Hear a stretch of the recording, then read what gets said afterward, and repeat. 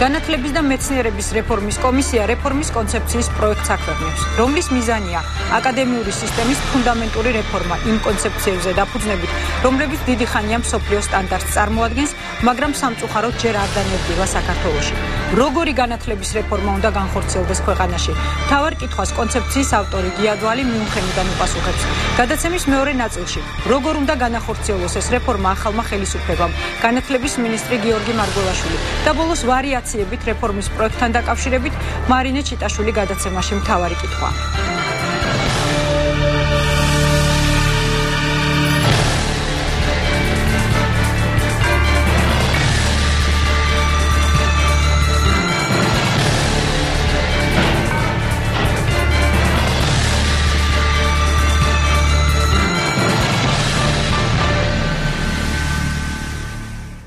თავარ კითხვას გიადვალი მიუნხენიდან უპასუხებს საღამოშტობის საბატონოგია პირდაპირ დავსვავ შეკითხვას. დავიწყოთ კომისიის სტრატეგიით და გეგმებით. დიდი მადლობა რომ ხართ ჩვენი სტუმარი. დავიწყოთ თვითონ კომისიის სტრატეგიით და გეგმებით. თუ შეიძლება, რა არის დღეს თქვენთვის მთავარი პრიორიტეტი და როგორ რეფორმას ფიქრობთ რომ უნდა განხორციელდეს განათლების სისტემაში? დიდი მადლობა. ესე იგი დავიწყებ იმით, რომ ჯერ მოგახსენებთ შემდეგ მოსაზრებას, შემდეგ ფაქტს, რომ თვითონ ეს ფაქტი, რომ ესეთი კომისია, ესეთი ფორმატი დაუშვა პრემიერ-მინისტრმა და მთავრობამ, ის რომ არსებობს დამოუკიდებელი კომისია, რომელიც კონცეფციაზე მუშაობს, ეს უდაოდ არის უკვე წინ გადადგმული ნაბიჯი. ეხლა დანარჩენი, ასე ვთქვათ, ბურთი არის ჩვენ მოედანზე და შესაბამისად შემდეგ იქნება მთავრობის მოედანზე და ესე გავცვლით პოზიციებს. ეხლა რაც შეეხება კომისიის სტრატეგიას. სტრატეგია შემდეგში მდგომარეობს. ჩვენ დავდეთ დოკუმენტი, რომლის მიზანი იყო გაგვეზიარებინა ის ძირითადი ამოსავალი კონცეფციები და პრინციპები, რომელზეც უნდა იყოს დაფუძნებული მომავალი რეფორმა. ეს კონცეფციები და პრინციპები, რაც ჩვენ მან ჩავდეთ, ეს არის ის ამოსავალი დებულებები, რაც კომპრომისს არ ექვემდებარება. თუ ჩვენ გვინდა რომ მოვიდეთ წონასწორობაში თანამედროვე მსოფლიო სტანდარტთან. ეს არის ის ამოსავალი პრინციპები, ანუ ამ კონცეფციაში ჩვენ ჩავდეთ ის ამოსავალი პრინციპები, რაც საერთოა მთელი დღევანდელი წამყვანი მსოფლიო სტანდარტისთვის. ის ვარიაციები, რაც ამ ქვეყნებს შორის დაუშვა და სხვადასხვა სისტემებს შორის არსებობს, იქ ჩვენ შევეცადეთ შეგვექმნა მაქსიმალურად ფართო მარჯინი, სადაც რა თქმა უნდა, იქნება დისკუსია და ასე შემდეგ, მაგრამ თავისთავად ის ამოსავალი პრინციპი, ის გადახედვას არ ექვემდებარება, თუ ჩვენ გვინდა რომ წონასწორობაში ვიყოთ დანარჩენ წამყვან მსოფლიოსთან. ეს ამოსავალი პრინციპი, როგორც ჩვენ გამაცხადეთ, ეს არის აკადემიური თავისუფლება და შესაბამისად ის მექანიზმები, რომლებიც მას იცავს, ტენიუარის მექანიზმი და ასე შემდეგ. ეხლა სტრატეგია რა არის? ეს ამას ასე ვთქვათ, საგანმანათლებლო მნიშვნელობაც ჰქონდა, ვინაიდან ჩვენ ვიცით რომ ეს კონცეფციები არ გაჟღერებულა საქართველოში აქამდე და ძალიან მნიშვნელოვანია რომ ასე ვთქვათ მოხდეს ამის გადააზრება და ჩვენ ყველანაირად ვეცდებით რომ ყველაფერი განმარტება გავაკეთოთ, რაზეც იქნება კითხვები და ჩვენ ხედავთ რომ ამრავი კითხვებია და ეს ძალიან მნიშვნელოვანია.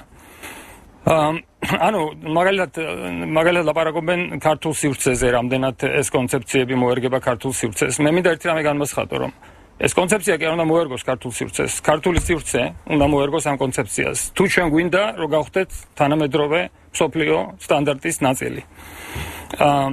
ვინაიდან ისევ ვიმეორებ. აქ არის მარტო ძირითადი პრინციპები ლაპარაკი ამ დოკუმენტში. ეს არ მოიაზრება როგორც სრული დოკუმენტი, გაცილებით დეტალური დოკუმენტი მზადდება, მას ჩვენ გამოვაგვეყნებთ. იქ უკვე იქნება დეტალურად გაწერილი უკვე შემდეგი ნაბიჯები და ასე შემდეგ. ბატონოგია, მოდით დიდი ბოდიში რომ გაწყვეტინებთ, ჯერთი თვითონ კონცეფციის ძირითად მიმართულებებზე მინდა გავამახვილოთ ყურადღება, მაგრამ პირველ რიგში თუ გაკეთდა წინასწარი ანალიზი იმ ვითარების, რაც არის დღეს ქვეყანაში, რაც არის უმაღლეს სასწავლებლებში და თუ იყო თქვენი კონცეფცია თუნდაც ნაწილობრივ აი ამ შექმნილ ვითარებაზე დაფუძნებული? ისე ძალიან კარგია რომ აქ კითხავს მისვავთ, იმიტომ რომ ისევ რეიტერაციის საშუალება მაქვს იმის თქვენს მინდოდა. ანუ რა თქმა უნდა ჩვენ ანალიზს ვაკეთებთ და გვაქვს ინფორმაცია. ჯერ ერთი სულ მცირე ჩვენი ორი საინიციატივის ჯგუფის ორი წევრი მანდ არის და ჩვენც კარგად ვიცნობ სიტუაციას მანდ. რა თქმა უნდა ამ ანალიზს ვაკეთებთ, როგორ შეიძლება მაგის გარეშე. მაგრამ ის ნაწილი რაც ჩვენ დავდეთ, ეს არის ძირითადი პრინციპები და ეს არის ძირითადი კონცეფცია. ანუ ეს იმ სიტუაციისგან მიუხედავად, რაც იმ დეტალების მიუხედავად, რაც დღეს ქვეყანაში არის, ეს არის საერთაშორისო სტანდარტი. ანუ ეს არის საერთო სტანდარტი, რომელიც ყველა წამყვან ქვეყანაში არსებობს, ყველა დემოკრატიულ ქვეყანაში არსებობს ამა თუ იმ ფორმით. ვარიაციები, რაც არის ამათ შორის, ჩვენ იქ არ გაგვიკეთებია სპეციფიკაცია. ვინაიდან ჩვენ გვესმის, რომ ეს ვარიაციები და ასე შემდეგ დეტალები, რა თქმა უნდა, დისკუსიის საგანი უნდა იყოს და მათი გადახედვა უნდა მოხდეს და შემდეგ შესაბამისად მათი წონასწორობაში მოყვანა და გადასვლა საფეხურებად. მაგრამ სიტუაციას რაც შეეხება საქართველოში, ეს ვერ შეცვლის ამ კონცეფციის ამოსავალ პრინციპს. იმიტომ რომ ეს იმდენად მსოფლიო სტანდარტია, რომ მაგას ჩვენ ვერ შევცვლით. მაგალითად, რაც არ უნდა იყოს სიტუაცია თანამედროვე საგანმანათლებლო სისტემაში, დღევანდელ საგანმანათლებლო სისტემაში საქართველოში, ჩვენ ვერ დავიხეთ უკან და ვერ ვიტყვით, რომ აკადემიური თავისუფლება არ უნდა იყოს ძირითადი პრინციპი. ვერ დავიხეთ და ვერ ვიტყვით, რომ თენიუარი არ უნდა იყოს ძირითადი პრინციპი საბოლოო მოწყობის. ეხლა მე მესმის, რომ ეს თენიუარის პრინციპიც ნაწილობრივ არასწორად იყო გაგებული. განმარტოთ, ამიტომ პირველ რიგში განმარტოთ რა არის ეს თენიუარის პრინციპი და რატომ აირჩიეთ სწორედ თენიუარი იმ საფუძვლად, რასაც უნდა დაეფუძნოს შემდეგ იგივე აკადემიური თავისუფლება, აკადემიური ხარისხი და აკადემიური მიუკერძოებლობა. რატომ თენიუარის პრინციპი? დიახ, ჩვენ ავირჩიეთ ეს პრინციპი მარტივ მიზეზის გამო, იმიტომ რომ ის წარმოადგენს მსოფლიო სტანდარტს. ყველა დემოკრატიულ ქვეყანაში საგანმანათლებლო სისტემა წამყვან დემოკრატიულ ქვეყნებში დაფუძნებულია ამ სტანდარტზე. ეს ისე კი არის, რომ დაუშვათ არსებობს ეს სტანდარტი და არსებობს სხვა რაღაც ალტერნატივა. არა, უბრალოდ ალტერნატივა უბრალოდ არ არსებობს. არსებობს ვარიაციები ამ სტანდარტის. რომელზეც შეგვიძლია რა თქმა უნდა ვისაუბროთ. ეხლა რაც შეეხება თვითონ თენიუარის სისტემას, ამის იდეა არის, ეს არ არის, რომ ყველა განურჩევლად ყველა პროფესორმა და აკადემიის ყველა წარმომადგენელმა ეს სტატუსი მიიღოს. ეს არის დამცავი სტატუსი აკადემიური თავისუფლებისთვის, რა თქმა უნდა, მას ღებულობენ გარკვეული წარმატებული ნაწილი აკადემიური პერსონალის, მაგრამ ეს ყველასთვის კარგია. ვინაიდან შემდეგ ეს წარმატებული პერსონალი ყველასთვის გვევლინება როგორც დამცავი მექანიზმი. ეხლა ტენიუარზე მაგალითად დაუშვათ ერთ-ერთი მომენტი არის შემდეგი, რაც მე თითქოს ესე ხვდები, რომ ამან რაღაც გაუგებრობა გამოიწვია, რომ აი მაგალითად ხომ არ გამოიწვევს ტენიუარი მოტივაციას ხوار დააკარგინებს პროფესორებს და ასე შემდეგ. ეხლა ეს ძალიან არასწორი არგუმენტია. მე მესმის რატომაც წარმოიშობა ეს არგუმენტი, მაგრამ არასწორი არგუმენტია. რატომ წარმოიშობა? არა, წარმოიშობა გასაგებია, იმიტომ რომ ვიღაცა რო გეუბნებათ, რომ უნდა ადგეთ და საბოლოო ჯამში პროფესორს მისცეთ მუდმივი თანამდებობა და იყოს რაღაცა გაგებით ხელშეუხებელი, ნუ რა თქმა უნდა ჩდება კითხვა, რომ ხო შეიძლება მე ამ ადამიანმა დაკარგოს მოტივაცია და არაფერი აღარ გააკეთოს. მაგრამ ამიტომ ეს ძალიან ფაქიზი მომენტია და ეგ მინდა გავმარტო. ტენიუარის სისტემის იდეა რა არის? ის ეფუძნება ბუნების მოვლენას. რაში მდგომარეობს ეს ბუნების მოვლენა? მდგომარეობს იმაში, რომ ადამიანებს შორის ხდებიან ადამიანები, რომლებიც თავისი ბუნებით არიან მკვლევარები. და შემოქმედების, საერთოდ შემოქმედებითი ნატურა. ესეთი ადამიანები მოტივაციას არ კარგავენ. ეს არის ბუნების ფენომენი, ფაქტია. ასეთი ადამიანები არსებობენ, გარკვეული რაოდენობა ყველგან არსებობს.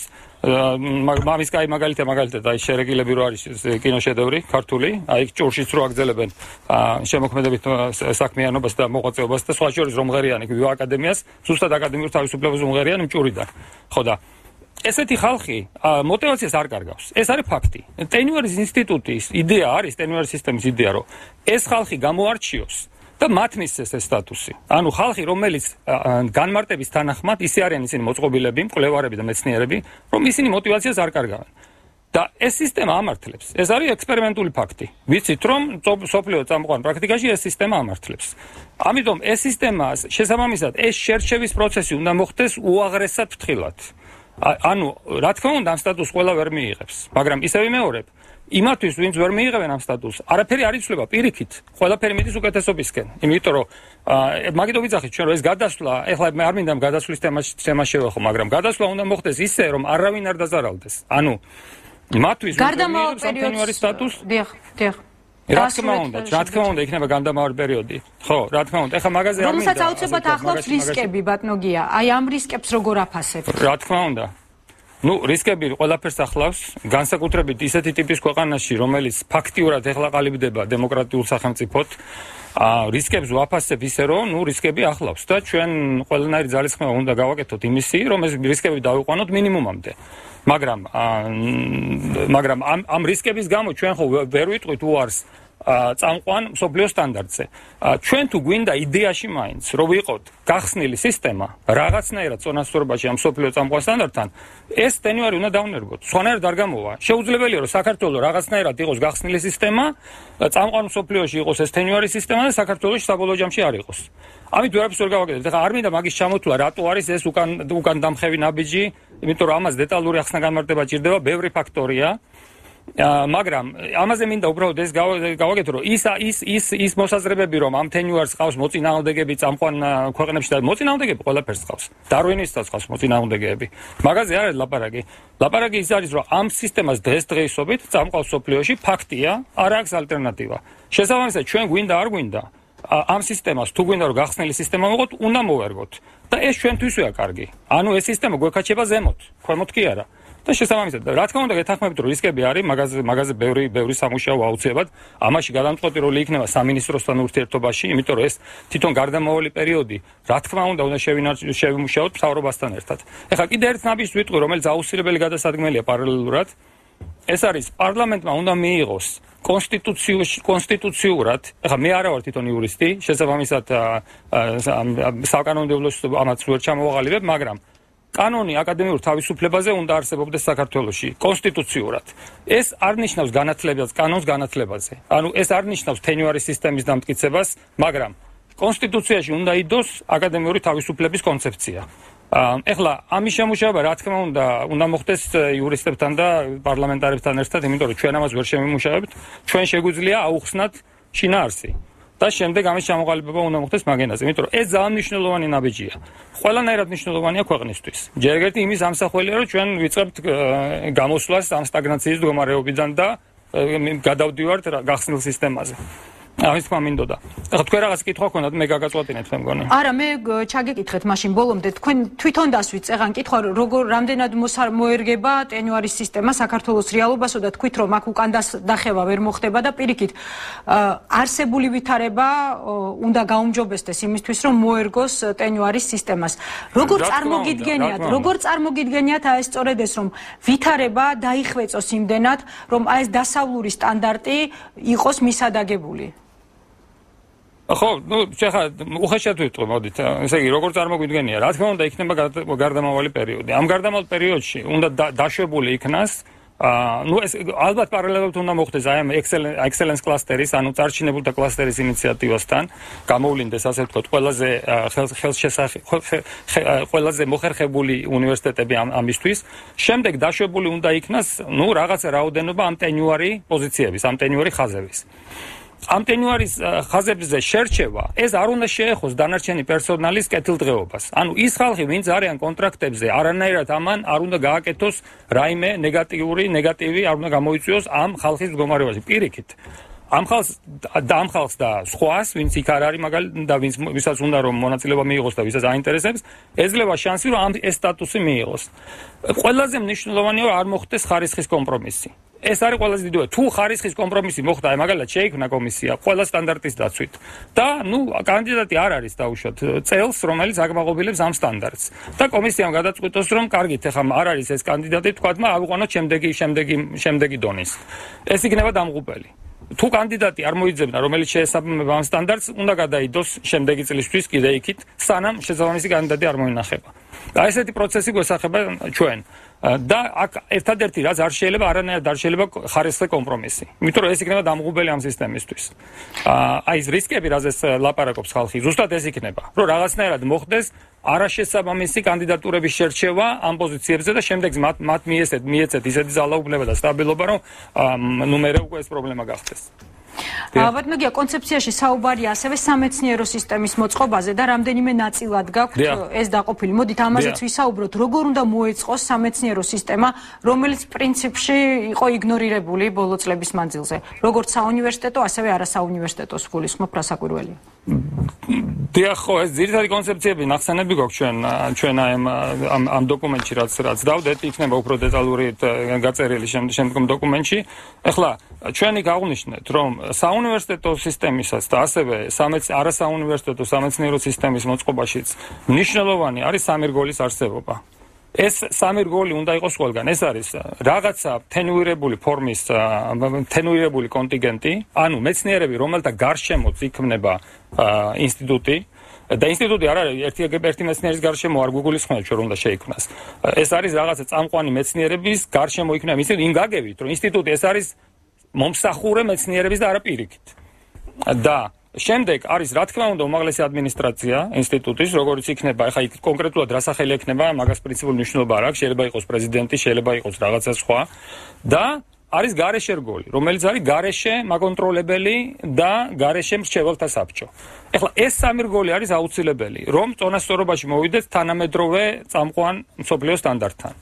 ეხლა დეტალებზე რა თქმა უნდა შეგვიძლია იქ ვიკამათოთ და დისკუსია იქნება და კონკრეტულად რა ფორმას მიიღებს და ასე შემდეგ. მაგრამ ეს არის აუცილებელი. ეხლა მაგალითად ხანდახან იძახიან, მე მომისმენია რომ ეს სისტემა აი საინსტიტუტო თითქოს ესეთი მოწყობის რაღაცნაირად მოგვაგონებს ყოფილ საბჭოთა აკადემიას, მაგრამ ეს არის ოპტიკური ილუზია. ანუ ყოფილ საბჭოთა კავშირის აკადემიაში ვერანაირად ვერ იქნებოდა ეს აკადემიური თავისუფლების და ეს რასაც ჩვენ ვეძახით ჰარნაკის პრინციპი, რომლის თანახმადაც ეს სამი რგოლია. ნუ გასაგებ მიზეზების გამო. სულ სხვა ტიპის ქვეყანა იყო, სულ სხვა ტიპის მიზნები ამოძრავებდა და ასე შემდეგ. ამიტომ ეხლა ეს ამ ოპტიკურმა ილუზიამ არ უნდა შეგვაცდინოს ჩვენ. ეს არ არის საბჭოთა ტიპის მეცნიერული აკადემიის ნაირი მოწყობა ინსტიტუტის. პირიქით, ეს არის დეცენტრალიზირებული მოწყობა. საბჭოთა აკადემია იყო ცენტრალიზირებული, რა თქმა უნდა. და ეს არის მნიშვნელოვანი. ანუ უნდა მოხდეს დეცენტრალიზაცია. ესე იგი, ამოსავალი პრინციპი რა არის? მეცნიერები კონტროლი მეცნიერებაზე ხდება ისე მეცნიერების მიერ. აი, რასაც ჩვენ ვეძახით peer reviews. ანუ შენივე კოლეგა მეცნიერების მიერ მიუკერძოებელი კონტროლით ხდება შენი ხარისხის კონტროლი. ჩვენ გამუდმებით ერთმანეთს ვაკონტროლებთ. და ეს არის მსოფლიო პროცესი. საზღვრები არა გვაქვს ჩვენ. სულ გვართ ესეთ რაღაცაში, რომ სულ რაღაცნაირად ვაფასებთ ერთმანეთის შრომას. ყოველთვის რაღაც კომიტეტებზე ვართ, ყოველთვის აი ეს შრომის შეფასება ხდება. ანუ ეს არის კოლექტივური ტვინი, ასე ვთქვათ, რომელიც თავის თავს აკონტროლებს. და ყოველგვარი გარედან მოხოვული დიქტატი, რომ შენ აირჩიო მაგალითად რომელიღაცა მუდმივი ორგანო, რომელშიც ერთხელ და სამუდამოდ ხალხს შეიყვან, გინდაც აირჩევ, არ აქვს მნიშვნელობა. და იმან მერე გააგრძელოს კონტროლი სხვა მეცნიერებზე. ეს დამღუპელი იქნება, რა თქმა უნდა. იმიტომ რომ ეს პრინციპში მოდის წინააღმდეგობაში ამ პრინციპთან, რომ მეცნიერება არის თვითმარეგულირებადი მექანიზმი, მეცნიერება არის თვითმარეგულირებადი. შესაბამისად, აი ამისთვის არის საჭირო ეს სამი რგოლი. ეს სამი რგოლი, ეს როგორც ხედავთ ამ კონცეფციაში, ეს ამას ადგილი აქვს უნივერსიტეტშიც და საინსტიტუტო მოწყობაშიც, იმიტომ რომ აკადემიური თავისუფლება სადაც აუცილებელია და დეცენტრალიზაცია იქ ყველგან ამ სამ რგოლზეა დაფუძნებული აი ეს სისტემა მოწყობის. არ ვიცი რამდენად უპასუხე ხა მე თქვენ კითხვას ამომწურავად უპასუხეთ სამწუხაროა რომ ჩვენ დრო აღარ გვჩება იმისთვის რომ ვისაუბროთ თქვენს კონცეფციაზე რომელიც ჯერ არ არის შემუშავებული სასკოლო სწავლებასთან დაკავშირებით თუმცა როგორც კი ეს კონცეფცია შემუშავებული იქნება თქვენ ისევ იქნებით აუცილებლად ჩემი სტუმარი ეს ჩემი დიდი სურვილია ძალიან დიდი მადლობა ბატონო გია დიდი მადლობა რომ იყავით ჩვენი სტუმარი გადაცემაში რეკლამის დროა არ გადართოთ მომდევნო ბლოკში ჩვენი სტუმარი განათლების მინისტრი იქნება რომელთანაც უკვე ვისაუბრებთ იმაზე თუ როგორ უნდა განხორციელდეს მთავარი რეფორმები განათლების სისტემაში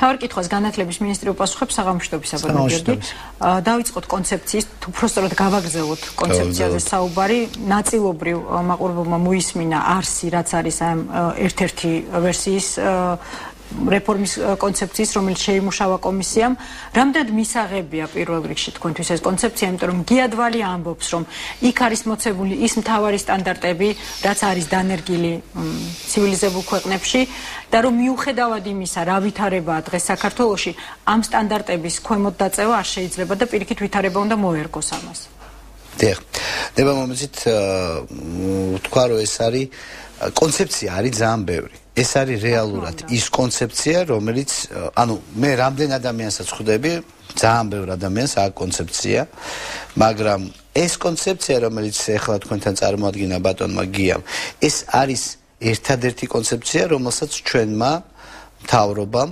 მისცა გარკვეული სტატუსი რეფორმის ძირითადი ჩარჩოსი შესაბამისად ეს ძირითადი ჩარჩო რომელიც განსაზღვრულია პრემიერ-მინისტრის დონეზე ეს არის ის ჩარჩო რომლის კონტექსტშიც ჩვენ გვინდა განვიხილოთ ყველა სხვა კონცეფციები ეს მინდა ძალიან ნათლად გავმარტო, იმიტომ რომ ძალიან ბევრი ადამიანი მე რაღაცას მიყვება ძალიან საინტერესოს, ბევრი არის საინტერესო, ბევრი არის მისაღები, ბევრში არის ძალიან საინტერესო რაციონალური მარცვალი, მაგრამ სახელმწიფო პოლიტიკის თვალსაზრისით ეს კონცეფცია ჩამოყალიბდა როგორც ძირითადი ჩარჩო. და მე ხშირად მეუბნებიან, რომ ჩემი კონცეფცია დვალის კონცეფციას არ ეწინააღმდეგება. შეიძლება არ ეწინააღმდეგებოდეს, გასაგებია, მაგრამ ჩარჩო კონცეფცია, რომელსაც განიხილავს მთავრობა, არის სწორედ ეს კონცეფცია. ანუ ყველაფერი სხვა განიხილება ამ ჩარჩოს შიგნით? ეს ჩარჩო არის ძალიან ფართე. მე მგონი ბატონმა გიამ ძალიან საინტერესოდ ისაუბრა იმის თაობაზე, რომ ეს ჩარჩო არის ძალიან ფართე.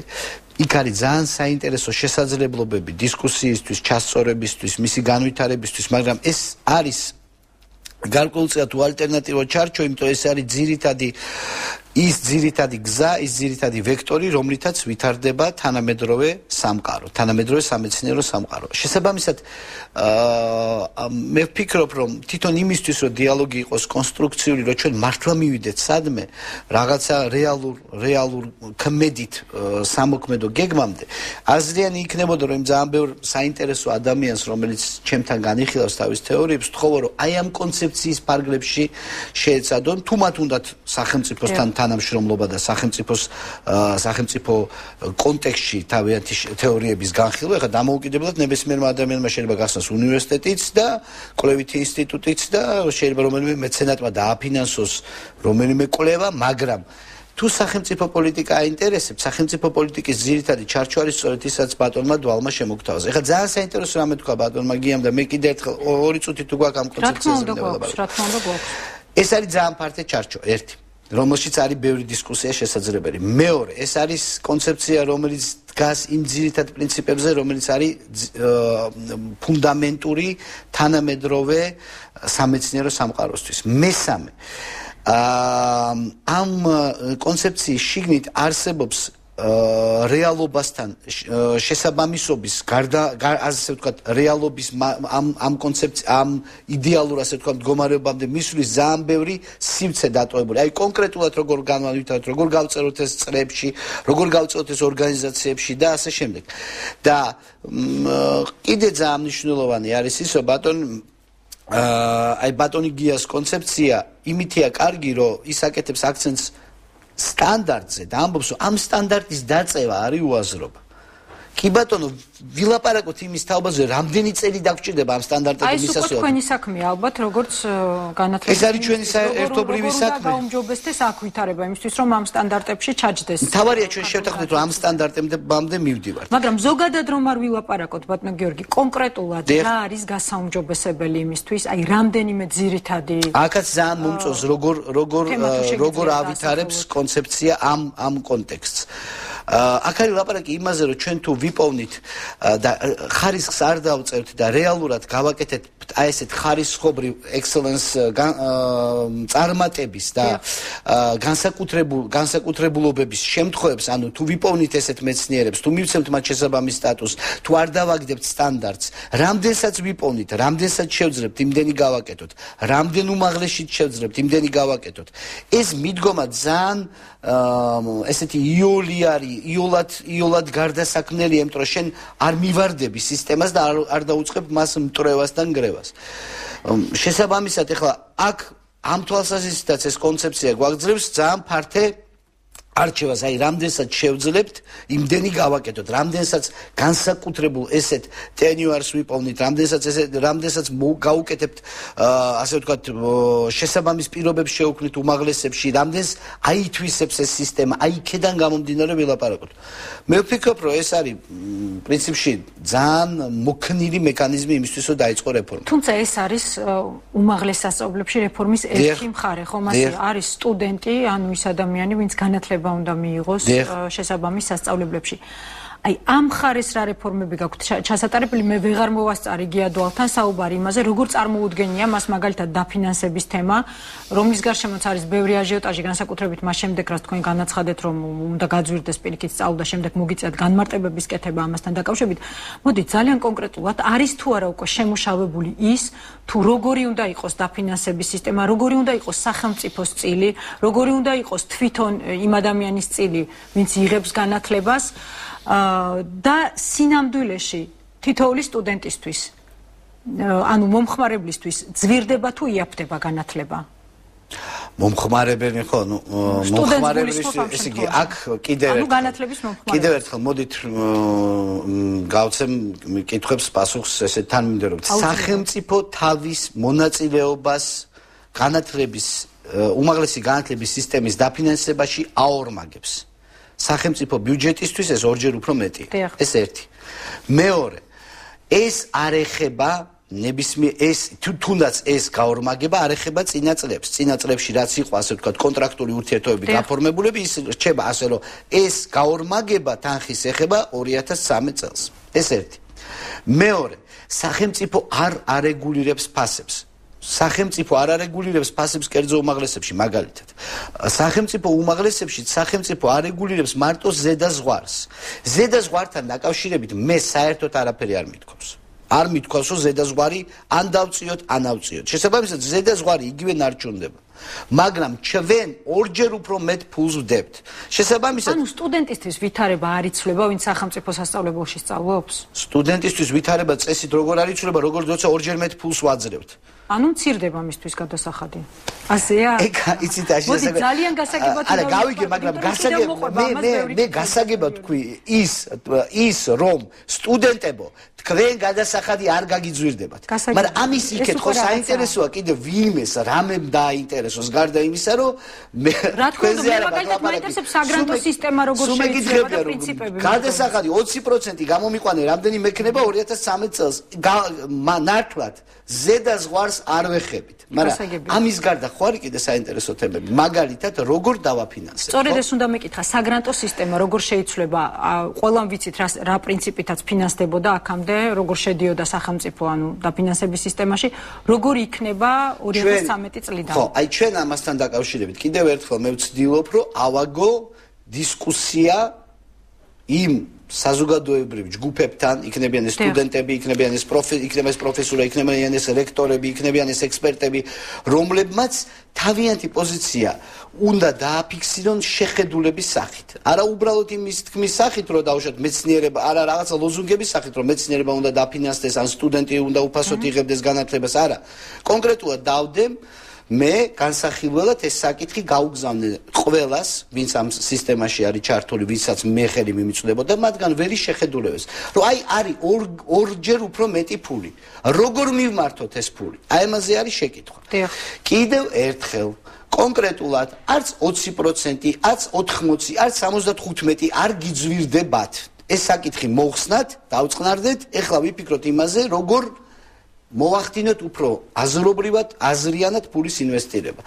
რატო არის ეს მნიშვნელოვანი? ეს არის მნიშვნელოვანი, იმიტომ რომ როდესაც ჩვენ ვამბობთ, რომ ჩვენ ორჯერ უფრო ხელმისაწვდომი უნდა გავხადოთ განათლება, ამ პირველი ჩვენი ნაბიჯით, ხელისუფლების პირველი ნაბიჯით, ჩვენ უნდა ვთქვათ, რომ ეს ორჯერ უფრო ხელმისაწვდომი ვისთვის უნდა გახდეს, რა ჯგუფებისთვის, რა პრიორიტეტების მიხედვით.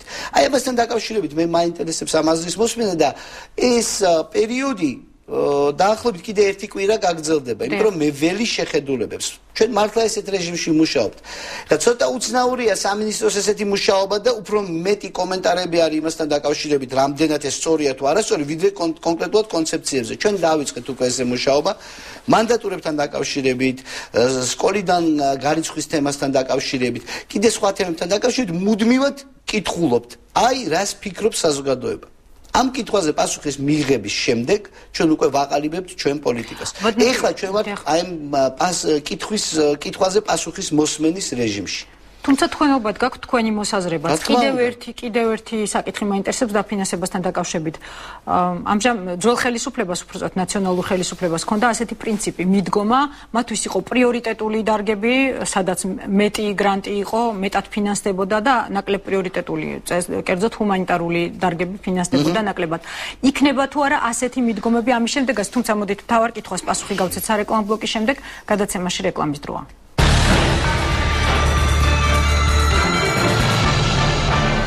გიორგი მარგველაშვილი უპასუხებს მთავარ კითხვას, ბატონო გიორგი, გავიმეორებ ჩემ შეკითხვას, ექნება თუ არა მაყურებლისთვის გავიმეორებ შეკითხვას, იქნება თუ არა ისევ პრიორიტეტები, როდესაც რაღაც დარგები არის პრიორიტეტული და ფინანსდება მეტად და როდესაც რაღაც დარგებში ნაკლებია დაფინანსება.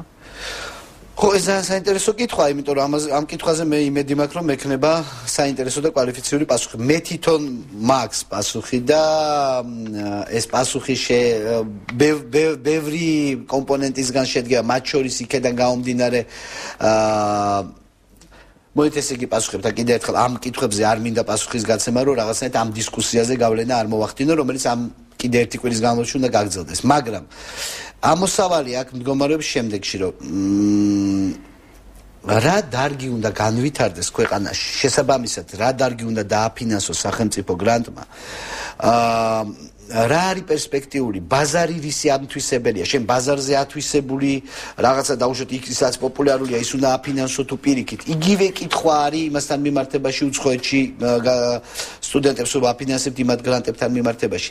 ამ კითხვებზე გამოთქვან თავიანთი აზრი მეცნიერებმა. პირველ რიგში საქართველოს მეცნიერებათა აკადემიამ, რომელიც თავისი კანონით არის საქართველოს მთავრობის მრჩეველი მეცნიერების საკითხებში. შემდეგ უნივერსიტეტის რექტორებმა. მე მოველი იმასაც, რომ ყველა ბუნებრივად ყველა მეცნიერი თავის სფეროზე და თავის დარგზე ლაპარაკობს და მისი განვითარება უნდა, მაგრამ აგრეთვე სახელმწიფომაც უნდა თქვას, თუ პერსპექტიული არის ეს დარგი, ან აქ სახელმწიფო აპირებს სერიოზულ რაღაცა ქმედებებს და განვითარებას ან ფინანსურ ინვესტიციას, იქნებ განათლების სამინისტრომ ამ მიმართულებით უნდა შეუწყოს ხელი დაუშვათ ამ დარგის წამოწევას. ეს კიდევ ერთხელ ამაზე მე ველი ჯერ პასუხებს, მანამ სანამ ვიტყვი, უბრალოდ ველი პასუხებს, სანამ მე თვითონ გავცემ პასუხს. ანუ ერთკვირიან ვადაში იქნება შემუშავება, გექნებათ უკვე პასუხები. იმ კვირის ბოლოს იქნება პასუხები და იმ კვირის ბოლოს ამ პასუხების შეჯერების შედეგად ჩვენ გამოვალთ ჩვენი პოზიციით, რომელიც უკვე იქნება აი ამ პასუხების შეჯამებაზე და ბუნებრივია ჩვენ ხედვაზე დაყნობით. ვერ მოვასწარი გიადვალთან ამ თემაზე ლაპარაკი, მოცემულ კონცეფციაში მცირე ნაწილი ეთმობა სასკოლო განათლებას და ვიცი რომ ახალი ცალკე კონცეფცია დაეთმობა ამ თემას. თქვენი აზრით, ეხლა არ მითხრათ რომ აქაც ელოდებით აქ ველოდები პასუხებს ბავშვების ესა სკოლიდან გარიცხვის საკითხთან დაკავშირებით. ყველგან გარკვეულ პასუხებს. თქვენ რას ფიქრობთ, თავარი რეფორმა რომელიც უნდა გატარდეს სასკოლო განათლებასთან დაკავშირებით რა არის? ყველაზე დიდი პრობლემა რა არის შესაბამისად, რაც უნდა შეიცვალოს? ერთიანი მაღალი სტანდარტის უზრუნველყოფა, რომელიც ბევრი კომპონენტიანია. ანუ რა შეასაქმე? სახელმწიფო ვალდებულია რომ უზრუნველყოს ერთიანი სტანდარტი.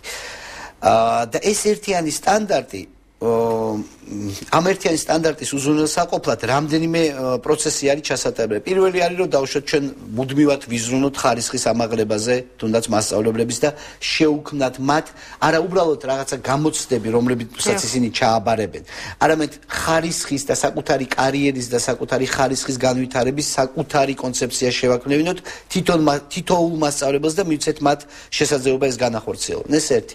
მეორე, უნდა მოხდეს სისტემის დეცენტრალიზაცია, რაც გულისხმობს იმას, რომ პასუხისგებლობა და შესაბამისად ფუნქციები უნდა გადაეცეთ სკოლებს, მაგრამ ამავე დროს აი ამ დეცენტრალიზაციის ფონზე უნდა უზრუნველყოფილი იქნას ერთიანი მაღალი სტანდარტის ჩარჩოები, რომელიც უნდა სამინისტრომ არეგულიროს.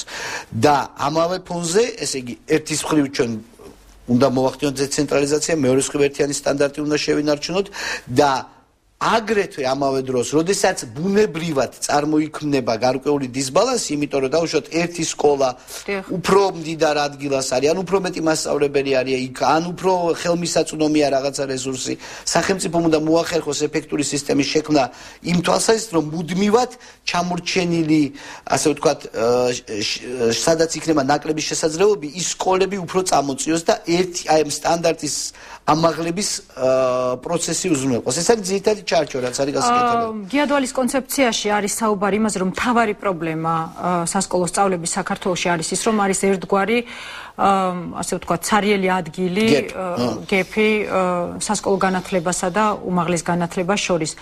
ძალიან რეალისტურად რომ მივუდგეთ საჯარო სკოლებთან მიმართებაში, როგორ ფიქრობთ, შეძლებთ იმას, რომ აი ეს ეგრეთ წოდებული გეპი ამოავსოთ და სასკოლო განათლება მაქსიმალურად მიუახლოვდეს უმაღლესი სტანდარტებს? წინა ხელისუფლებამ ამისთვის მაგალითად დაენერგა საატესტატო გამოცდები. ხო, გამოცდის საშუალებით გამოცდის საშუალებით პროცესის რეგულირება ცოტა მართლა წინა ხელისუფლების სტილია, უფრო აი პოლიციური სტილია, რომ გამოგცდი და გამოცდისთვის მოემზადე, ვიდრე რეალურად პროცესზე ორიენტირებული სტილი. კიდევ ერთხელ ამ ასე ვთქვათ გეპის ამ იმის ამოვსება, ამ წინააღმდეგობის კი არა, ამ გახლეჩის ამოვსება ალბათ ისევ ხარისხის გაზდით უნდა მოხდეს, მაგრამ საქმე რაშია, იცით რომ თვითონ სისტემა, თვითონ სასკოლო სისტემა და უმაღლესი სისტემა შორის კიდევ არის ცალკე ნაწილი, ეს არის ტექნიკური განათლების სისტემა, რომელზეც ასევე ძალიან სერიოზული აქცენტი გვაქვს გადატანილი. ჰარმონიულობა იმისა, შენ მიდიხარ შემდეგ უმაღლესში თუ მიდიხარ ტექნიკურ სკოლაში, თუ საერთოდ აღარ აპირებ განათლების მიღებას, ან აპირებ განათლების მიღებას გარკვეული წლების მერე. ეს ერთიანი სისტემის წამოწევის ფონზე უნდა მოხდეს. იმიტომ რომ შესაძლოა ლაპარაკობენ ცალკეულ სისტემებზე და ცალკეული სისტემები არის ჩავარდნილი. ერთი არის რომ აი ეს ჩავარდნილი სადღაც დააკავშირო და მეორე არის რომ დააკავშირო ისინი ზევით. შეეცადო რომ ისინი სადღაც თავის განვითარებაში შეერწყან ერთმანეთს. ასე რომ სკოლის ნაწილში ძირითადი ალბათ ის არის რომ სკოლა უმაღლეს დააწიო. არის შენი მთავარი მიზანი უნდა იყოს ის კი არა რომ ეს იმას დააწიო, არამედ ორივე ერთდროულად ამოქაჩო რაღაცა საერთო წერტილამდე და ბუნებრივია ხა ეს არ მოხდება არც ერთ თვეში, არც ერთ წელიწადში და არც ორ წელიწადში. თუმცა ალბათ საბოლოოდ იარსებებს რაღაც ძალიან კონკრეტული გეგმა, სადაც იქნება გაწერილი თუ რამდენი სასწავლო გეგმა არსებობს. თანმიმდევრობა რაც თავარია. ერთი სასწავლო გეგმა არსებობს. რის თავზე? რეფორმის გეგმას გულისხმობ, იგივე სასკოლო სისტემის გასაუმჯობესებლად მაგალითად. ხო, გასაგებია ეს აი ხა რა შეეცეთ საქმე რომ ეს ერთიანი სასწავლო გეგმა რომლის დანერგვაც ეხლა მიმდინარეობს და მისი ხარისხის ამაღლება ჩემში ეხლა წინააღმდეგობას აი ეს გეგმა აუცილებლად შესაძლებელია და დღეს მე უფრო დახვეწის მომხრე ვარ და მომხრე ვარ იმისი რომ რაღაცა ხარისხობრივად ზარდო. ეხლა რომელიღაცა ამ ხელა სეგმენტის რაღაცა ნაწილი ესე ამოგლიჯო და საითკენღაც მიაქანებდე ეს ცოტა რთულია რა. ჩემთვის მნიშვნელოვანი არის მაგალითად და ჰარმონიზაცია ამ საბოლოო მიზნების, ანუ სკოლის საბოლოო მიზნებისა ტექნიკური განათლების საბოლოო მიზნების უმაღლეს განათლებასთან და ასე შემდეგ მათი შესაბამისობაში მოყვანა, თორე ხო გასაგებია რომ ხარისხი პრობლემურია, მაგრამ ეს არ ნიშნავს რომ რაღაცა რადიკალურად უცებ შევცვალოთ, იმიტომ რომ ეს გეგმაც იწერებოდა ძალიან ისეთი ინტენსიური თანამშრომლობით ჩვენ საერთაშორისო პარტნიორებთან, ბევრი სტანდარტი ძალიან საინტერესო. საერთოდ ამ სტანდარტების ხშირი ცვლა პრობლემურია. ჯობია რომ ერთიანი ჩარჩოს ფარგლებში რაღაცა დახვეწო და ხარისხი აამაღლო, ესე რაღაცა რადიკალური და ესეთი ანუ თანმიმდევრულობა არის მნიშვნელოვანი ძალიან თქვენი აზრით ამ შემთხვევაში. რადგან წინახელისუფლებას ძალიან დიდხანს ძალიან ხშირად აბრალებენ იმას რომ ცუდი იყო, ყველაზე ცუდი ის იყო განათლების სისტემაში, რომ არ იყვნენ ისინი თანმიმდევრული. ყველაზე ცუდი არის ცვლილების მოულოდნელობა. აი ეს იყო ჩემთვის ყველაზე მიუღებელი იმ წინა მმართველობასთან. ეს იყო, როდესაც უცებ შეიძლება სწორი გადაწყვეტილება არის, მაგრამ უცებ შენ წარმოგიდგენ ამ გადაწყვეტილებას, შენ ამ გადაწყვეტილების განხილვის შესაძლებლობა არ აქვს, შენთვის ეს არის უკვე ფაქტი, რომელიც არის რომელსაც შენ უნდა დაემორჩილო და შენ არ აქვს უნარი რომ მოერგო ამ ახალ ჩარჩოს და ჩვენთვის პრინციპში ყველაზე მნიშვნელოვანია რომ ხარისხის ზრდა და ამ ხარისხის ზრდასთან დაკავშირებული რეფორმები, იგივე რეფორმები რაც ტექნიკუმებსა და უნივერსიტეტებს შორის უნდა მოხდეს, აი ამის ყველაფრის ძალიან ისეთი მშვიდი შეთანხმება ვაწარმოოთ სიურპრიზების გარეშე. სიურპრიზი არის ის, როდესაც ვამბობთ რომ სიურპრიზია, როდესაც ვთქვით რომ ორჯერ მეტი დაფინანსებაა, ხო? სიურპრიზია. მაგრამ მე ვამბობთ რომ აი ხა წყნარად ვიმსჯელოთ ამ სიურპრიზზე, თქვენ რას ფიქრობთ ამ სიურპრიზზე, როგორ მომემსახუროს სახელმწიფო ამ სიურპრიზზე და აი ესეთ რეჟიმში, როდესაც ყველა ადამიანმა იცის და გარკვეულწილად გეგმავს იმას, რაც მას რაღაცა რეფორმას, ჩემი აზრით ბევრად უფრო ეფექტურად ხორციელდება ისაც გვინდა. ძალიან დიდი მადლობა. მადლობა. მთავარ კითხვას განათლების მინისტრი პასუხობდა, რამდენიმე წუთში მარინე ჩიტაშვილთან ერთად დავბრუნდებით.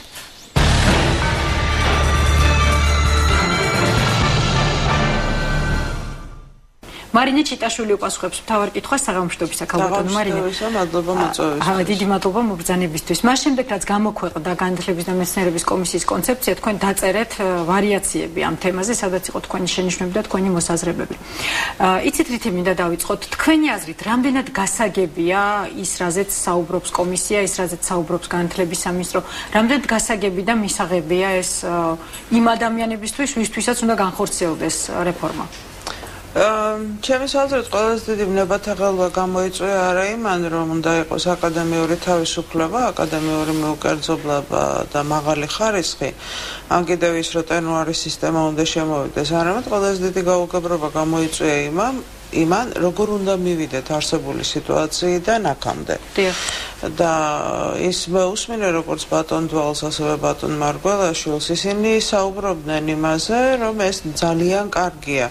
მე მგონი არავის არ გამოუთქვამს, იგივე Facebook-ზე გამართულ დისკუსიაში არავის არ გამოუთქვამს, ეჭვის ქვეშ არ დაუყენებია თავისთავად ეს პრინციპი იმის კვალობაზე, რომ კარგია თუ არა აკადემიური თავისუფლება და აკადემიური მიუკერძოებლობა და ამის ვიმეორებ არა ერთადერთი, მაგრამ ერთ-ერთი განმაპირობებელი გახლავთ ნამდვილად ტერნუარის სისტემა. აქ ლაპარაკია იმაზე, რომ როდესაც მოვიყვან ძალიან მარტივ მაგალითს, როდესაც ლაპარაკი არის იმაზე, რომ საქართველოს 3 უმაღლესი სასწავლებელი ევროპის უნივერსიტეტთა ასოციაციის რეიტინგის მიერ გაკეთებულ 5000 უნივერსიტეტში ევროპის მასშტაბით იკავებს 2493 და მე-7 ადგილს. აი აქედან როგორ უნდა გადავხდეთ საერთოდ შემთხვევაში პირველ 5-ში, რომელიც არის აგებული ამ პრინციპების დაცვით, ჩემს არის ამან გამოიწვია ყველაზე უფრო მეტი გაუგებრობა და ცხადია გამოიწვია გაუგებრობა იმან, იმიტომ რომ ეს ყველა მიცის, როგორ უნდა განაწილდეს ფინანსები. ანუ რეალურად რა დაფინანსება გვაქვს და როგორც იტყვიან საბანი სადამდე შეიძლება რომ გაგწვდეს. ეხლა რაც შეეხება მოსაზრებას იმის კვალობაზე, რაც კონცეფციაში წერია, რომ ამით არაფერი არ შეიცვლება და არავინ არ დაზარალდება, მე ამას პრინციპულად ვერ დავეთანხმები, იმიტომ რომ არ დაზარალდება ქვეყანა, არ დაზარალდება განათლების, ასე ვთქვათ, განვითარება, მაგრამ ნამდვილად დაზარალდება ის ადამიანები, რომლებიც კარგად არიან მოწყობილი განათლების სისტემაში, რომლებიც არ ასრულებენ ან აკადემიურ, ასე ვთქვათ, არ უკავიათ აკადემიური თანამდებობები, მაგრამ ისინი სრულად განკარგავენ, თუ შეიძლება ასე ითქვას, აკადემიის ფინანსებს, აკადემიაში გულისხმობ როგორც უნივერსიტეტს, ასევე საერთოდ საგანმანათლებლო სივრცეს. და ასეთ შემთხვევაში შესახედია კანონი, ხო? აი ეს რაც დღეს ბატონმა დვალმა ბრძანა, მე მას აბსოლუტურად ვეთანხმები, მართალია მე არ მინახავს რომელიმე კონსტიტუციაში აკადემიური თავისუფლების შესახებ ბატონ მინისტრსაც ვკითხეთ და მან მითხრა რომ ალბათ გულისხმობს დაფუძნებას ამისას. მე მაგალითად მას აბსოლუტურად ვეთანხმები იმაში, რომ აუცილებელია და მისაღები არის ეგრეთ წოდებული განათლების აქტი, როგორც მას ეძახიან ხოლმე, რომელშიც გაწერილი იქნება რასაკეთებს სახელმწიფო, რასაკეთებს ესა თუ ის დაწესებულება, რომელიც ირკვევს, რომ საგანმანათლებლო დაწესებულებაა. მე ძალიან ბევრი ლაპარაკი არის იმაზე, რომ თითქოს ჩვენ გვაქვს სახელმწიფო უნივერსიტეტები.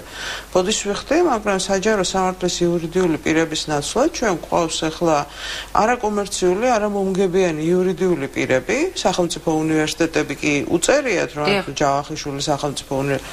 ისინი სახელმწიფო უნივერსიტეტები აღარ არიან. ისინი არიან საჯარო სამართლის იურიდიული პირები, უკაცრავად აღარ არიან. და ასეთ შემთხვევაში მათ მიერ გაწერილი წესდება აბსოლუტურად აღარ პასუხობს იმას, რაც უნდა იყოს არაკომერციული, არამომგებიანი იურიდიული პირი. ანუ ასეთ შემთხვევაში ის რაც არის ფაქტობრივად უნივერსიტეტები, ასეთ შემთხვევაში ამ აქტში უნდა იყოს გაწერილი მაგალითად ისეთი რაღაცა, როგორც არის პროფესორებისა და ადმინისტრაციის ურთიერთობის პრინციპები, ხო? და კიდევ ერთი მაგალითი, რომელიც შემიძლია მოვიყვანო, 2 წლის წინ გამოქვეყნდა ერთ-ერთ ცენტრალურ ჟურნალში, განათლების ცენტრალურ ჟურნალში, სადაც იყო შედარება გაკეთებული ყველა იმ უნივერსიტეტებისა, რომლებსაც ყავთ არა აკადემიური პერსონალი პრეზიდენტებად და იმათი, ვისაც ყავთ აკადემიური პერსონალი პრეზიდენტებად, ანუ აკადემიური გამოცდილების მქონე. და აღმოჩნდა, რომ ის უნივერსიტეტები, რომლებშიც არიან არა აკადემიური პერსონალი, რომელსაც შეხება აღარ ქონია აკადემიასთან, ან უნივერსიტეტთან, მათი რეიტინგი საკმაოდ დაბალია. ისინი ძალიან ბევრ დროს ხარჯავენ არა განათლების ხარისხის განვითარებას და ასე შემდეგ. ჩვენ კანონში წერია, რომ სულაც არ არის საჭირო ქონდეს აკადემიური ხარისხი. ანუ საკანონმდებლო ცვლილებებით უნდა დაიწყოს რეფორმა. მე საერთოდ ვთვლი, რომ იმის კვალობაზე, თუ როგორი განათლების სისტემა გვინდა ქონდეს, ასეთ შემთხვევაში უპირველეს ყოვლისა ჩემის აზრით თავიდან უნდა დაიწეროს უმაღლესი განათლების კანონი, მაპატიეთ მე ვერ ვილაპარაკებ სასკოლო განათლებაზე, იმიტომ რომ ეს ჩემი ასე ვთქვათ ექსპერტიზის სფერო არ არის და საერთოდ უნდა დაიწეროს როგორი განათლების სისტემას ვაკეთებთ.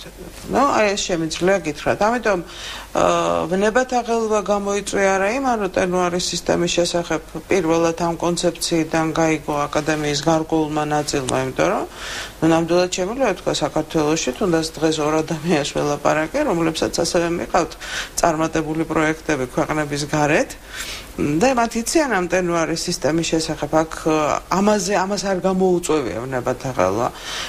ვნებათაღელმა გამოიწვია იმან, როგორ უნდა მივიდეთ იქამდე. ანუ რა გვაქვს ფინანსები, როგორ არის სივრცე მოწყობილი, სახელმწიფო ბოლოს და ბოლოს გვაძლევს თუ არა იმის საშუალებას, რომ ჩვენი პოლიტიკური, ასე ვთქვათ,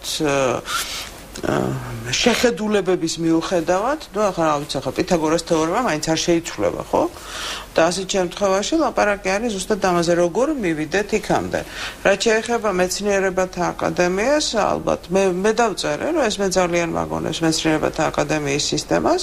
ასეთ შემთხვევაში ჩემი არგუმენტი გახლავთ ესეთი: კანადისა და ამერიკის შეერთებული შტატების უნივერსიტეტები ბევრად უფრო წარმატებულები არიან და დამეთანხმება ყველა თუ ისევ ამ რეიტინგებს შევხედავთ, ვიდრე იგივე გერმანიის სისტემა, სადაც არსებობს ხარნაკის პრინციპით დაფინანსებული ინსტიტუტები და მიზეზი ძალიან მარტივია, უბრალოდ ეკონომიურობის რესურსის გაერთიანების თვალსაზრისით უნივერსიტეტებში არსებობს ეგრეთ წოდებული graduate school-ები, რომლებიც სამაგისტრო და სადოქტორო პროგრამებზე და კვლევებზე არიან ორიენტირებული. მე არაფერი არ მაქვს საწინააღმდეგო, რაც უფრო ბევრი ინსტიტუტი იქნება, ხა როგორ გონიათ საკუთარი პროფესიის ექსპანსიას ვინ უშლის ხელს, მაგრამ მე ძალიან ეჭვი მეპარება, რომ ჩვენ გქონდეს იმდენი რესურსები, რომ ესა ორი რაღაცა გავაკეთოთ.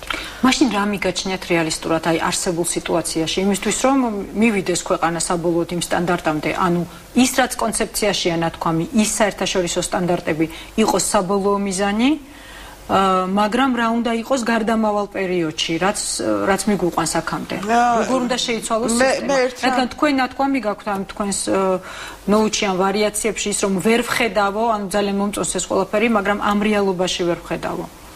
არა, მე უბრალოდ თქვი, ხო, მართალი ბრძანდებით, მე ვერ დავინახე კონცეფციიდან, როგორ უნდა მივიდეთ არსებული რეალობიდან, იმ რეალობამდე, რომელსაც კონცეფციას ალბათ არც აქვს ამაზე პრეტენზია, ხალბატონო მარინე, რომ კონცეფციას ამაზე უნდა დაანახოს. არა, დიდბოდის ვიხდე, მაგრამ ასეთ შემთხვევაში ეს კონცეფცია არ არის, მაშინ ეს არის ხედვა. Vision statement და მაშინ ეს არ არის concept paper, ანუ კონცეფცია იმაზე თუ როგორ უნდა მივიდე მე მიზნამდე.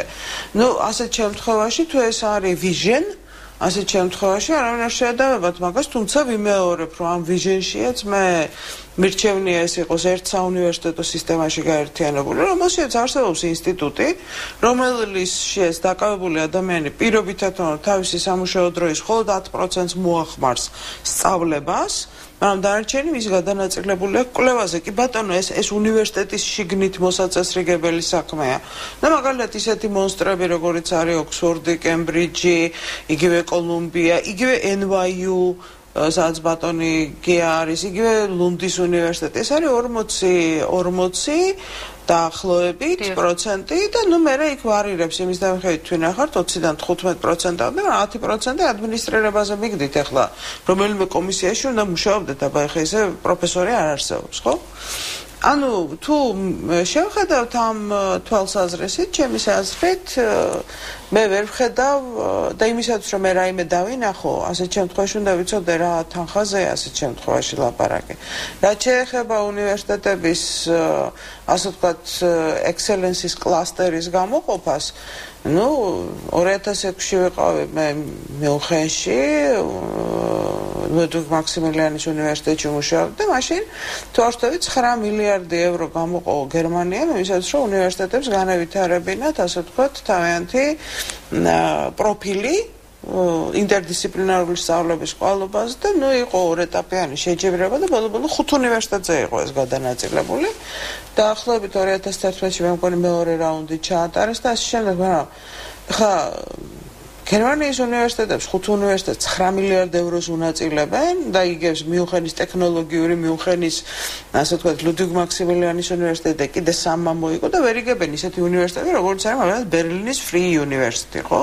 წარმოიდგინეთ რა სტანდარტებზეა ლაპარაკი ასეთ შემთხვევაში. ეხლა ვიმეორებ, მე ასეთი უბრალოდ ამიტომ ჩემი კოლეგები გავანაწყენო, ასეთ შემთხვევაში მე მაგალითად ნამდვილად გამოვდივარ მარტივი პრინციპიდან. თუ კი გადავხედავთ საქართველოს სამეცნიერო ფონდში მოგებულ გრანტებს, აბსოლუტურად ასე ვთქვათ, ნოლზე დასმული მეცნიერების დაფინანსების თვალსაზრისით, იმიტომ რომ ეს იყო, როდესაც ინსტიტუტის, მაგალითად ფსიქოლოგიის ინსტიტუტის ბიუჯეტი ან ფილოსოფიის ინსტიტუტის ბიუჯეტი 127,000 ლარია და იქ მუშაობს 60 თანამშრომელი, ну ახლა წარმოიდგინეთ, რომელ განვითარებაზეა ლაპარაკი, მაშინ როდესაც თუ თქვენ გინდა სხვაზე არ ვილაპარაკებ, ფსიქოლოგიის პროფესორის თენუარი მიიღოთ, თქვენ განაცხადში უნდა ჩაწეროთ, რომელი ხარისხის MRI გჭირდებათ, იმისათვის რომ იმუშაოთ კოგნიტურ ფსიქოლოგიაში. წინააღმდეგ შემთხვევაში ფსიქოლოგიაში აღარ მიგიღებენ დღეს.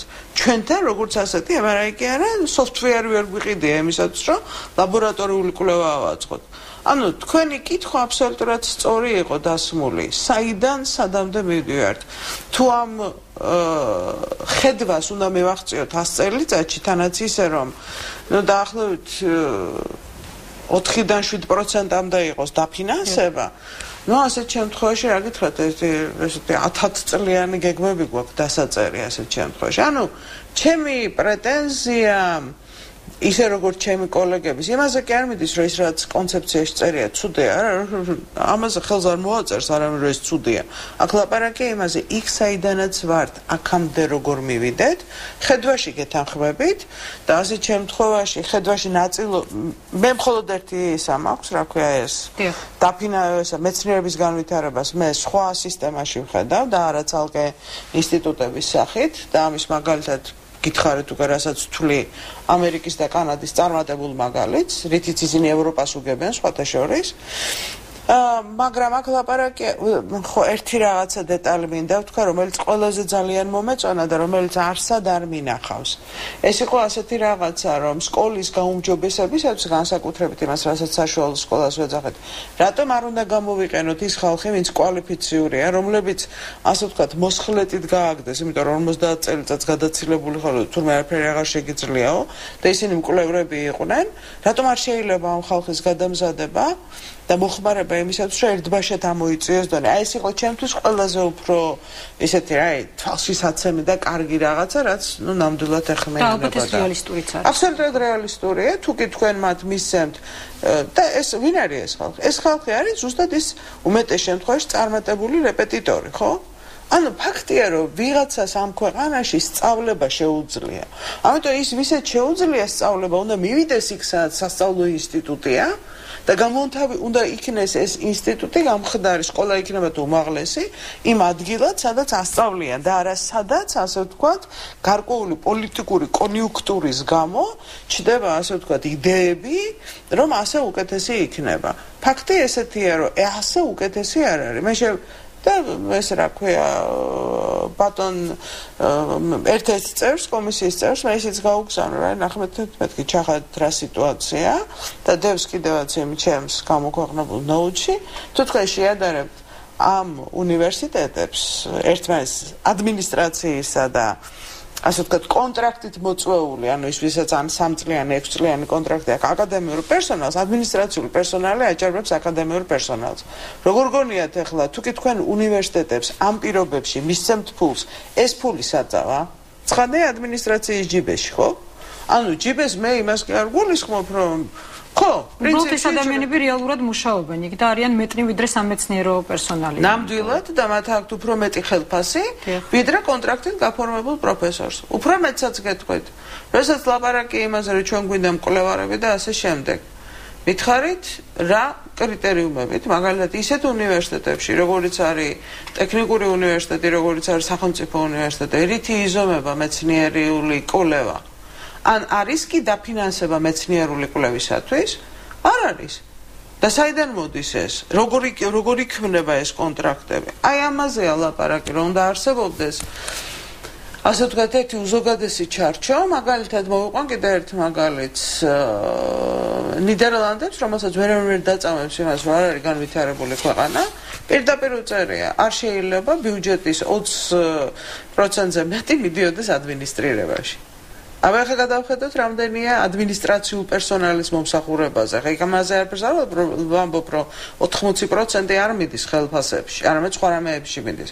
აბა ერთი გადავხედოთ მაშინ იქ რა სიტუაცია. ამიტომ ჩემი აზრით მე პირველი რაც მინდა ვთქვა, მე მივესალმები ნებისმიერ დოკუმენტს, რომელიც იწყებს პროვოცირებას მსჯელობისას და ეს გამოქვეყნებული კონცეფცია უდაოდ ასეთია და დიდი მადლობა ავტორებს და ასეთ შემთხვევაში ყოველ შემთხვევისათვის ის ნაწილი, რომელზედაც რაც არ უნდა ხარისხის მოთხოვნა დაიდოს, მე ვგულისხმობ თუნდაც პირველი 200-ის მოთხოვნას ტენუარის პოზიციის დასაკავებლად, ერთი საქართველოში 100 ადამიანი მაინც მეგულება, სამწუხაროდ უმეტეს შემთხვევაში ბუნებისმეტყველები და ზუსტი მეცნიერების წარმომადგენლები, რომლებიც ამას დააკმაყოფილებენ, მაგრამ ამ 100 პროფესორით მე რას ვუშვებით ამ 100 პროფესორს? მათ მეტუფლებას აძლევთ იმისათვის, რომ მართონ უნივერსიტეტი, ეს კიდევ არ არის ცხადი იმისათვის, რომ უნივერსიტეტი რო იმართებოდეს, ასეთ შემთხვევაში მაინც და მაინც ამ პროფესორს კარგი უნარი ექნება. ანუ ეს არის პრაქტიკული იმპლემენტაციის საკითხები. ძალიან დიდი მადლობა. მადლობთ. თავარ კითხვას მარინა ჩიტაშვილი პასუხობდა, ხვალამდე გემშვიდობებით მშვიდობიან ღამეს გისურვებთ.